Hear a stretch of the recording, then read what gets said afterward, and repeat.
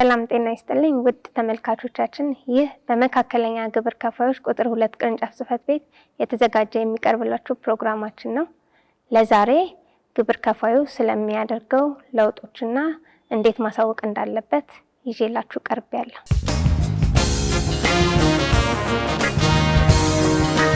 በታክስ ከፋዩ የሚደረጉ የስም፣ የቋሚ አድራሻ፣ የፖስታ አድራሻ፣ የመተዳደሪያ ደንብ፣ የባንክ አድራሻ እንዲሁም ከንግድ ስራ እንቅስቃሴ ጋር የተያዙ ሌሎች ለውጦችን ያካትታል።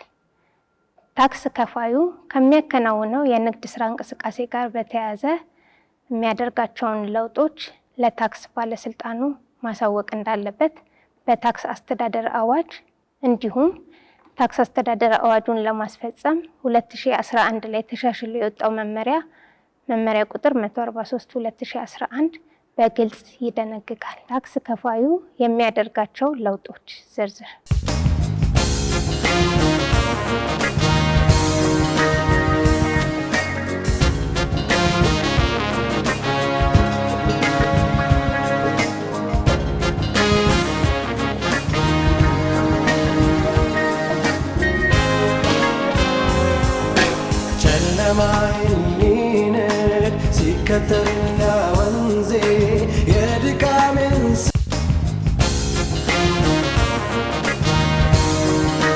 ታክስ ከፋዩ ከንግድ ስራ እንቅስቃሴ ጋር በተያያዘ የሚያደርጋቸውን ለውጦች የታክስ ባለስልጣኑ ባዘጋጀው ቅጽ በማኑዋል ወይም በኤሌክትሮኒክስ ዘዴ በመጠቀም ታክስ ለሚከፍልበት የታክስ ቅርንጫፍ ጽሕፈት ቤት ለውጡ በተደረገ በ30 ቀናት ውስጥ ማሳወቅ ይጠበቅበታል።